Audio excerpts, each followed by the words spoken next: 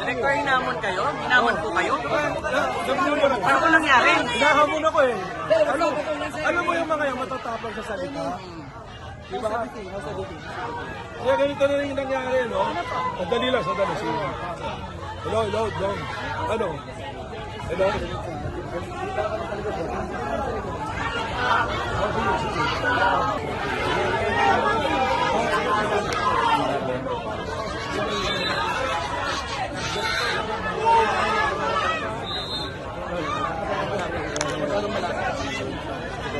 Alam mo po mga nagrarally mo po, matatapang yung siya ang salita eh. O matapang sa Facebook, matapang sa salita, manang-manang sa mga nag-uusap sa amin. Ha? Attorney, any plans to investigate them? Usap ko rin, kaya ako papasok. I mean, investigate those animals. Yung mga yan, pabayaan mo na. Kasi, alam mo, pangkain nila yun. Mag-uusap kami sa loob. Kita-kita kayo yung Senator Peñales, may warrant ka, di ba? Mag-uusap kami sa loob. Pero sir, in your report ko, wala pa kayo talaga.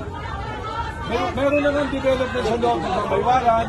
Tapos ngayon, nagpasa yung resolution ng Senado that they will put Senator Peñales under their custody, di ba? So kung may ganun, mag-uusap na kami, kaya ako papasok. Ano ka ba? Mag-uusap pa lang po kami. Attorney, paano yung mga ahente niyong nakakontent ngayon? Wala naman po na content. Wala naman. Pwede pa mag-request, ilabas yung tayo sa Pilanes, kausapin namin. Hindi naman po. Bilang Pilipino po, post na kami kausapin sa kayo. Hindi, kayo, hindi naman ako mag-utos kay Senator Peñales sa loob. Ay, si Secretary Baxter. Director, may chance pa tayo makapasok? Expecting a long day, Director? Expecting a long day? Director, makakapasok na ba tayo? Malabas na sila, inaresto nila yung isa. Dalhin nyo lang. Okay lang.